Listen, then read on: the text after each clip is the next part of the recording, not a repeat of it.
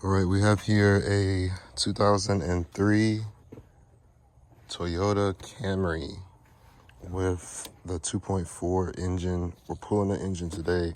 I saw that there were some really good videos already on these engine removals, but they were, 15, 20, 30 hour long. I'm gonna try to make this a quick go-to video of what are the major steps, and you can go to the other ones for the smaller details for this type of job.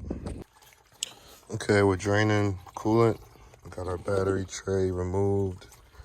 We removed our air box and taken out the, so now it looks a little more accessible. All right, we're taking our cover off. We popped off the thermostat. Took off our transmission lines. I don't think I really need to take the starter out, but I like being able to see stuff, so I don't think you need to take the starter off. You want to pull this clip off. This is like a brake line clip.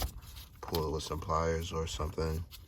Slide my shifter cable off with the 12 mil on the bottom. I'll finish taking off that big connector for our selector. Took off our coolant lines. This small one's for the throttle body. Heater hose. I'm gonna take these connections off and proceed to the rear. I'm kind of making my way around, and I should end back up, taking off the harness for the compressor. I wanted to note at this point, I'm gonna take off the fuel line. Where is that? Follow it. There it is. All right, so you can take this connection off if you have the correct tool. There's different types, but then you have these type. I usually don't like using them, so I'm gonna take this connection off here. If I'm able to get it off easily, should be a button on the bottom or somewhere around this. This is on pretty good. I need to, maybe not. There it is. Got our evap type of connection here. Just make sure you don't have fuel pressure. If not, take it off. If you do, cover it with a rag. Just be careful. Safety glasses, guys and gals. All right, so I actually end up going ahead to this side to remove this harness because I want to work on the manifold last. So you have your connection for your alternator, and then you have the connection for your crank sensor. Oh, excuse me, your compressor, and then you have a crank sensor sub harness there. And then you got your bank 2 oxygen, downstream oxygen sensor. So now the harness is free. I just need to take the intake manifold off so I can get the knock sensor. And yeah, she's pretty much free in the front. Have the AC drained, and we can remove our AC lines as well, so we'll do that. On this side, I don't think I've done anything new. I did find out my tool doesn't fit this side, so I had to go get a set to remove it from the fuel rail. But we removed our injector connectors as well. All right, we brought Big Bay out. About to hoist her on up. Lines off. Got something keeping the insides of our compressor clean. We have the top bolts off for our manifold. I want to say there's a bracket down there holding me up, so I'm gonna go ahead and jack it up and work from the bottom. Took off our brake booster line.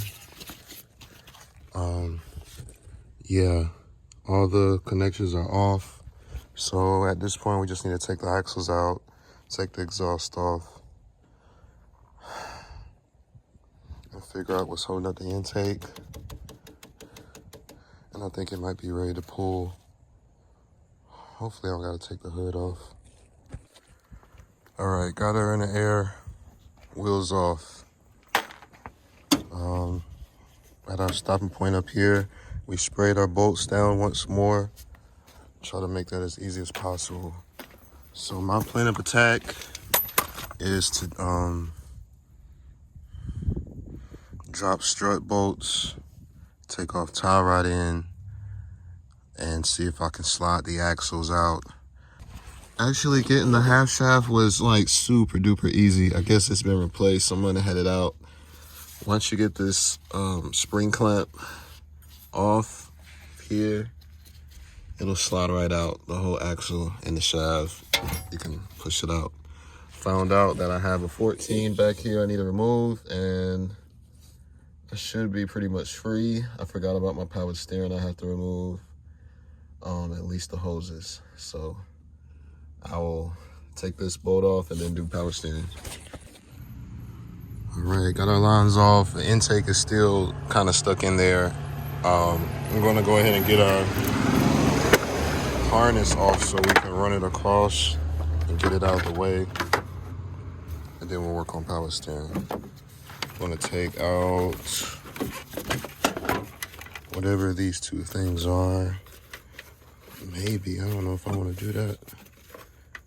That one's easy, but this one's a little more thorough. I don't know where it goes. Oh, it plugs in the bottom side. So I have to take off 1 and 2. All right, to get this relay box apart, it's got 2 small tabs you pull on for that one. And then you take off your 310 millimeters that hold it in. And then these tabs, just pull away, pull up on this will come out. And your connectors will come out. As you can see, these are getting corrosion all through. That could be an issue. But once you do that, you can run them out, and when the entire ones will be ready to leave.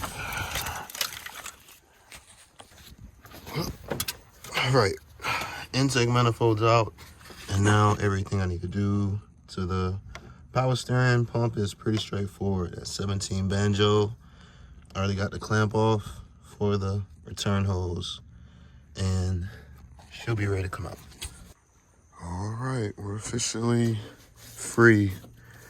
Everything up front is free. Front engine mount, everything. Passenger side is free. Top torque mount is off. We got our lower mount down there. Same thing for this side, our lower mount. So I'm going to take off 1 first so it can float. Then we'll take off 1 and 2, pull it out. All right, our hoist is on. I just remembered I pulled one of these before and forgot those bolts were 17s. The lower bolts, there was 1, 2 on the bottom for the intake. Those are actually 12s. Earlier in the video, I said 14s. But I remember I had to take this left engine mount off. So I'm gonna go ahead and take off these bolts. It's like 3 of them for this mount bracket. So it looks like I will probably have to take the hood off. Nice. Hood off. Make sure we're clear and free.